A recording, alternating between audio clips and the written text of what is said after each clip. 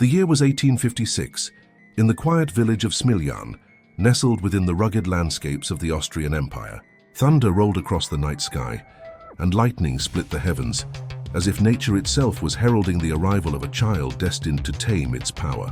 That child was Nikola Tesla, born at the stroke of midnight during a fierce electrical storm, a detail his mother would never forget. While some whispered it was an omen of darkness, others believed it was a sign that this boy was chosen by the forces of nature itself. From the beginning, Nikola's mind was unlike that of other children.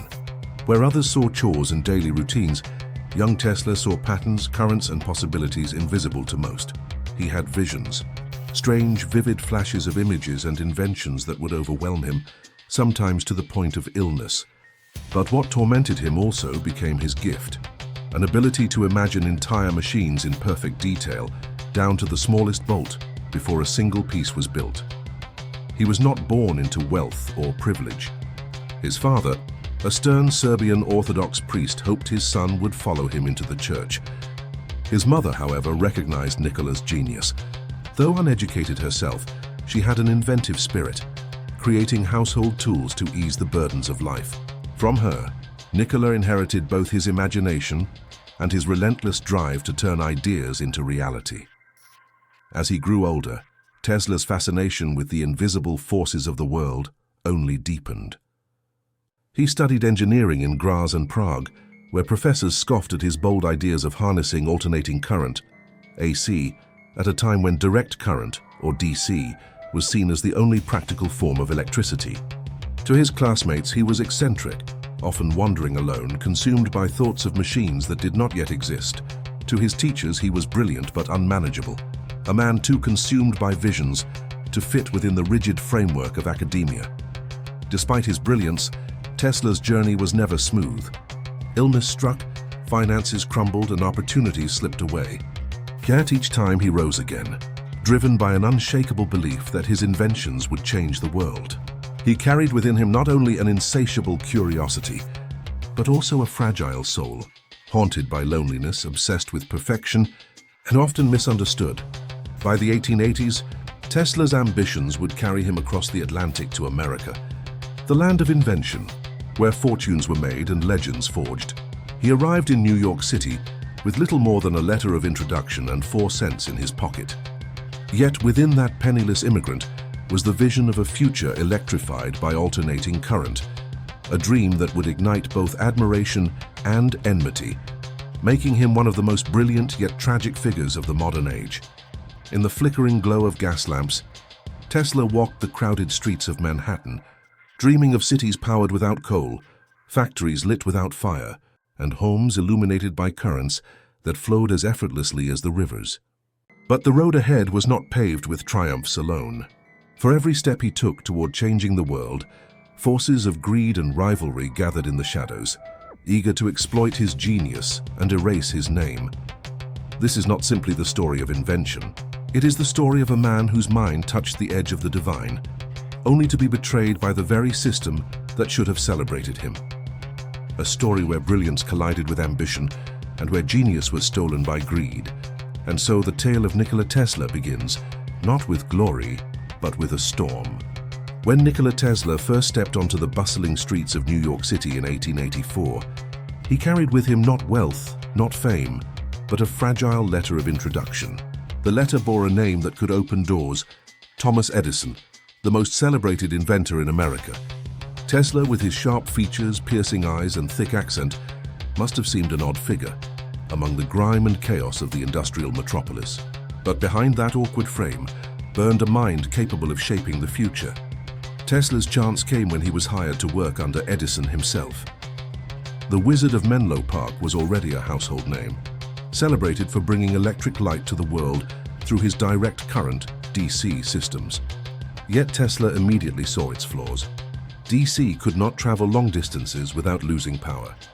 Edison's solution was endless miles of wiring, power stations built block by block, an empire of copper and coal. Tesla envisioned something else entirely. He dreamed of alternating current, AC, a system that could transmit electricity across vast distances, cheap, efficient, and powerful. To him, it was not just engineering, it was destiny. The future, Tesla once declared, belongs to alternating current. But to Edison, AC was blasphemy. He dismissed Tesla's ideas as impractical, even dangerous. Edison was a man of industry and profit, not visions and ideals. Where Tesla saw harmony with nature's forces, Edison saw only the threat of his empire unraveling. The tension grew quickly. Tesla, ever the perfectionist, worked tirelessly on Edison's projects, improving dynamos and motors with precision. According to accounts, Edison once jokingly promised him a reward of $50,000 if he could solve a series of technical challenges. Tesla succeeded brilliantly, but when he came to collect, Edison laughed it off. "You don't understand our American humor," he said. For Tesla, who lived in poverty and poured his soul into his work, it was not a joke. It was betrayal. Humiliated, Tesla resigned. And thus began one of the most bitter rivalries in the history of science, Tesla versus Edison. For months, Tesla struggled. He took menial labor jobs, digging ditches for a few dollars a day, while his mind burned with ideas of machines that could electrify the globe. Imagine the image. The man who would one day light the world reduced to breaking the earth with a shovel, his shoes worn thin, his stomach empty. Yet even in despair, Tesla clung to his vision. Fortune shifted when a group of investors recognized his genius. They backed him to develop his AC motor, an elegant device that could harness alternating current with astonishing efficiency. The invention was revolutionary. It caught the eye of George Westinghouse, an industrialist and rival of Edison. Westinghouse saw in Tesla's AC system the key to building a new electrical empire. He offered Tesla not only funding, but also something far more valuable: belief in his vision. And so, the war of currents began. Edison, desperate to protect his DC monopoly, launched a ruthless campaign to discredit AC. Pamphlets were published declaring AC deadly. Demonstrations were staged where animals, dogs, horses, even an elephant, were electrocuted before horrified crowds, all to prove Tesla's system was unsafe. Edison even supported the use of AC in the electric chair, branding it as Westinghouse. It was a smear campaign built on fear, and for a time, it worked. Tesla, meanwhile, remained steadfast. He spoke of a world where electricity was not a luxury for the wealthy, but a universal gift, flowing freely like air and water. To him, AC was not merely a technology, it was liberation. But the world was not kind to dreamers. Newspapers mocked him as eccentric, a foreigner with impossible ideas. Rivals whispered that he was mad. Even friends began to doubt. Yet despite the ridicule, Tesla pressed forward. In laboratories filled with coils and sparks, he performed dazzling experiments. He summoned lightning indoors, sending arcs of blue-white fire dancing across the room, demonstrating that alternating current was not a monster, but a miracle. Spectators gasped, unsure whether they were witnessing science or sorcery. But conflict was not only in the laboratories. Behind closed doors, investors argued, money ran short, and patents became weapons in a legal war. For every step Tesla took forward, forces of greed and ambition pushed him back. He was caught between two worlds, the purity of his vision and the brutal machinery of commerce. As Edison tightened his grip on the press and politicians, Tesla and Westinghouse fought to keep AC alive. The stakes were nothing less than the future of electricity itself, whether power would be chained to the local stations of Edison's empire, or whether it would flow freely across vast landscapes, illuminating every home, factory, and city. And in the middle of this storm stood Nikola Tesla, impoverished, misunderstood, yet unyielding. His brilliance was undeniable, but already the seeds of betrayal were being sown. For in the ruthless world of industry, genius was not enough. Others were watching, waiting, ready to exploit his inventions, to profit from his labor, and to claim his glory as their own. The stage was set. The war of currents was no longer a battle of technology. It was a battle for the soul of the modern world. And Tesla, the man born in a lightning storm, was about to discover how merciless the world could be to its prophets. The Chicago World's Fair of 1893, the Great Columbian Exposition, was unlike anything the world had ever seen. Millions flocked to witness the wonders of a new age, towering buildings, gleaming exhibits, and a promise that America was the land of the future. But at its heart was a question that defined the century: whose electricity would power it? Thomas Edison, with his DC empire, assumed the answer was already decided. Yet when the fair's organizers reviewed the bids, Edison's price was astronomical. Westinghouse, armed with Tesla's AC system, offered a cheaper, more efficient solution. Against all odds, Tesla's vision won. The night of the opening ceremony, President Grover Cleveland stepped forward, holding a simple switch. As he pressed it, the darkness exploded into blinding brilliance. 200,000 electric bulbs lit the fairgrounds, powered not by Edison's DC, but by Tesla's alternating current. Gasps and cheers rippled through the crowd as the White City was born, glowing like a dream carved from starlight. For Tesla, it was vindication. He had been called a madman, a fraud, a foreign fool. But now, in the heart of America, his invention illuminated the night sky. The war of currents was over. AC had triumphed, yet victory brought new battles. Tesla's fame soared. Newspapers printed his name alongside Edison and Westinghouse. His demonstrations drew crowds in the thousands. In his laboratories, Tesla conjured visions that seemed ripped from the pages of science fiction. Wireless lamps, radio signals, even the dream of transmitting power without wires. With his tall frame, piercing gaze, and dramatic flair, he became a showman as much as a scientist. To the public, he was the very image of the modern wizard, but behind the spectacle lay struggle. Westinghouse, despite his success, was drowning in financial strain. The war of currents had drained his fortune, and ruthless bankers circled like vultures. They demanded Tesla's royalties, millions in today's money, threatening to bankrupt the company. Tesla, faced with a choice between personal wealth and the survival of his dream, did the unthinkable. He tore up his contract. In that single act, Tesla sacrificed a fortune that could have made him one of the richest men alive. "You will save your company," he reportedly told Westinghouse. "I am willing to forego the money for the sake of humanity." It was an act of genius, but also of naivety. The world of industry had little mercy for men who gave away gold for ideals. Still, his momentum grew. In 1895, Tesla's great achievement rose along the roaring waters of Niagara Falls. For centuries, poets and dreamers had gazed at the thunderous cascade, imagining its untapped power. Now Tesla's AC system harnessed that energy, transmitting electricity over long distances. When the switch was thrown, the current surged into the city of Buffalo, and for the first time, natural wonder had been transformed into boundless industrial power. The world hailed it as a miracle, and Tesla as the man who had conquered nature's fury. But with triumph came shadows. Edison had been humbled, but new rivals emerged. One of them was J.P. Morgan, the ruthless titan of finance.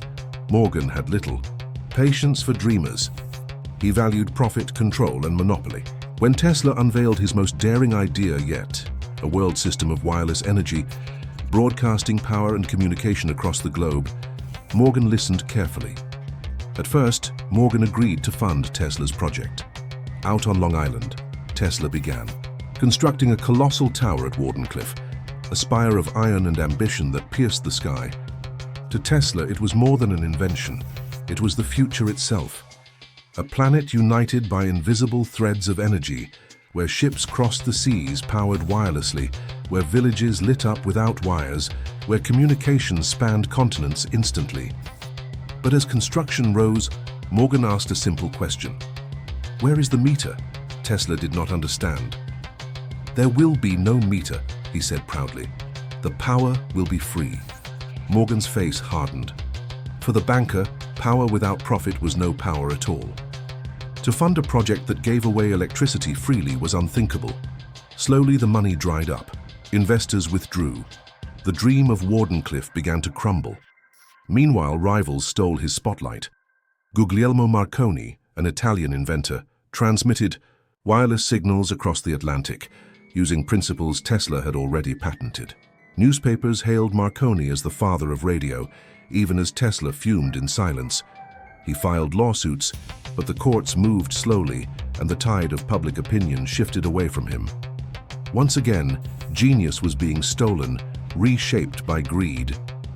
The world that had cheered him in Chicago now turned its gaze elsewhere. Westinghouse, burdened with debt, could no longer support him. Morgan abandoned him, and Tesla, who had once been the victor of the War of Currents, found himself alone, standing in the ruins of dreams too grand for an age ruled by profit. Yet, even as betrayal closed in, Tesla's imagination refused to die. In his mind, he still saw the world electrified by invisible currents, humanity lifted into a golden age of abundance. He believed, even as the world doubted, the rising tide of history carried him upward, but already the undertow of greed and neglect pulled at his feet. The man who had conquered the lightning was about to discover how cruelly the world could strip its prophets of power. The stage was set for tragedy. Tesla, the man who had lit the night sky of Chicago and harnessed the thunder of Niagara, was now stepping into a darker age, where his visions would collide with the iron fists of bankers, rivals, and betrayal. And in that clash, the genius of Nikola Tesla would burn brightest, just before it was stolen, silenced, and left to fade into obscurity. The year was 1901, and the skies over Long Island were filled with ambition. Rising from the earth like a skeletal monument was Tesla's greatest gamble, Wardenclyffe Tower. Iron beams clanged as workers assembled its colossal frame, 187-foot-high tower crowned with a great copper dome. To ordinary eyes, it looked like an unfinished monstrosity, but to Tesla, it was nothing less than the key to humanity's future. In his mind, Wardenclyffe was not merely a laboratory. It was the nexus of a new world. From this tower, power would flow invisibly across oceans. Ships would sail without coal, villages would glow without wires, and messages would leap instantly between continents. It was the dream of a united planet, bound not by empires or borders, but by the unseen current of shared progress. Yet Tesla's very brilliance was his undoing. One evening, as the tower's frame reached skyward, Tesla sat with J.P. Morgan in the banker's luxurious Manhattan office. Velvet drapes muted the city's roar, while crystal chandeliers shimmered above. Tesla, tall and gaunt, eyes burning with conviction, leaned forward as he spoke. "Imagine, Mr. Morgan," he said, "a world where energy flows as freely as the air, where power is not sold but shared, where humanity rises together, unburdened by greed." Morgan's cigar smoldered as he exhaled a long plume of smoke. "Free power, Mr. Tesla?" he asked, voice cold as steel. "Tell me, where is the profit?" Tesla's reply was soft, almost naive. "The profit is civilization itself." Morgan's lips curled into something between a smile and a sneer. "Civilization, Mr. Tesla, is built on control. Without a meter, without ownership, there is no wealth. And without wealth, there is no empire." The silence stretched like a chasm. In that instant, Tesla's fate was sealed. Funding slowed. Investors withdrew. The newspapers that once hailed him now mocked his tower as folly. Headlines sneered, "Tesla's Dream Tower, a monument to madness." Journalists painted him as eccentric, unstable, a foreigner lost in delusion. Still, Tesla pressed on. By night, he prowled the base of the tower, his cloak billowing in the wind, sparks dancing from coils that crackled with raw energy. He recorded meticulous notes, eyes blazing with certainty. "They cannot see it yet," he whispered to himself, "but they will. The world will thank me." But the world did not. In 1905, the final blow struck. Morgan withdrew entirely, cutting the veins of finance that sustained Wardenclyffe. Construction halted. The tower stood incomplete, a hollow skeleton against the sky, a monument not to progress but to betrayal. Tesla, once the wizard who lit the White City and tamed Niagara Falls, now faced ridicule. His laboratory in Colorado Springs lay abandoned. His New York workshop was repossessed. Creditors hounded him. Worse still, rivals feasted on his ideas. Guglielmo Marconi, using 17 of Tesla's own patents, sent the first transatlantic radio signal. The world cheered Marconi as the father of wireless communication. Even the Nobel Committee looked his way. Tesla raged privately, his voice cracking with disbelief. "Marconi is a thief! He uses my work, yet they hail him as the pioneer." But the newspapers did not listen. They called him delusional, out of touch, even mad. By 1917, Wardenclyffe was dismantled. Its iron bones were sold for scrap to pay debts. Tesla watched as workers tore apart the dream he had given his life to. The sound of metal collapsing echoed like the tolling of a funeral bell. And so the conqueror of lightning was left with nothing. As the years passed, Tesla drifted into obscurity. He lived in hotel rooms across New York, often unable to pay his bills. Managers tolerated him only because of his name, though the world had long since forgotten its awe. Thin, frail, and eccentric, he wandered Central Park feeding pigeons, speaking to them as though they were his last friends. At night, in his dimly lit room, he scribbled designs for machines no one would ever build. Death rays, earthquake devices, visions of wireless flight. To him, these were not fantasies but inevitable truths. "The future is mine," he would whisper. Though the world no longer cared, and yet, even in decline, there remained a fire. When asked by a journalist late in life what he saw for humanity, Tesla's eyes glowed with the same intensity they had in his youth. "I see a world," he said softly, "where every man, woman, and child draws energy from the air itself, as naturally as they draw breath. I see peace when nations no longer fight for coal or oil. I see unity when the earth itself hums with shared power." The journalist looked at him with pity, as though hearing the ramblings of a broken old man. But Tesla's voice carried no doubt, only conviction. For in his heart, he knew the truth.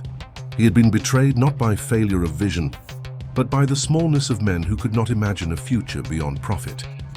The climax of Tesla's story was not a blaze of glory, but a silent extinguishing. The tower at Wardenclyffe stood no more, his patent stolen, his legacy buried beneath the names of others. The wizard of electricity, the man who once illuminated a city with a flick of a switch, now lived and died as a ghost. But his tragedy was not in obscurity alone. It was in the realization that his greatest enemy was not Edison, nor Marconi, nor even Morgan, but the greed of an age unready for his gifts. Tesla had dared to dream of a future too vast for his time, and in that daring he lost everything. Yet perhaps, in another century, his whispers would return. Perhaps the world would finally see what he saw, that progress without greed could lift all of humanity. But for Nikola Tesla, the climax had already passed. The dream was betrayed, the genius stolen, and the man himself left to fade in the shadows of history. The year was 1943, and New York City moved with its usual restless energy. Taxis blaring, skyscrapers rising, neon lights blazing across Times Square. But in a quiet room of the New Yorker Hotel on the 33rd floor, an old man sat alone, his once commanding figure reduced to frail bones wrapped in a thin suit. This was Nikola Tesla, the man who once commanded thunder, now forgotten by the world he had illuminated. The room was small, sparsely furnished, the wallpaper peeling. Tesla lived surrounded not by luxury, but by scraps of paper filled with wild equations, unfinished sketches of machines, and memories of dreams too grand for the world to embrace. The only visitors he entertained were pigeons, which he fed daily in the park, calling them his dearest companions. To most, it was a sign of madness. But to Tesla, it was proof that even in a world that had betrayed him, there remained creatures that returned his kindness with loyalty. By this time, the United States was at war, and rumors swirled about Tesla's so-called death ray, a beam of energy that could change the course of conflict. Governments sent agents to sift through his belongings, hoping to find blueprints of unimaginable weapons. But what they found instead was a man who had little left but his ideas, his notes, and the haunting shadow of what could have been. On the night of January 7th, Tesla lay down in his bed for the last time. Alone, without family, without fortune, without the glory he once tasted, he slipped quietly from this world. The man who had dreamed of giving free energy to humanity died in obscurity, with nothing but unpaid hotel bills left behind, and yet, death was not the end of his story. News of Tesla's passing trickled through newspapers, often relegated to small corners of the page. But over the years, something remarkable began to happen. His legacy was rediscovered. Historians unearthed his patents, scientists recognized his contributions, and slowly the myth of Tesla the eccentric faded into the truth of Tesla the visionary. In 1943, just months after his death, the US Supreme Court recognized Tesla, not Marconi, as the rightful inventor of radio. It was a victory he would never live to see. Tesla's life, marked by betrayal and loss, revealed a deeper truth about humanity.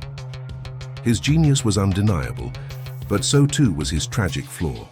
He believed too deeply in the goodness of others, in a world that valued profit over progress. He gave freely, and in return, the world took everything. And yet, through that sacrifice, he became more than just an inventor. He became a symbol of the dreamer betrayed by greed, a symbol of the visionary ahead of his time, a reminder that progress is not always measured in wealth, but in the courage to imagine a world better than the one we inherit.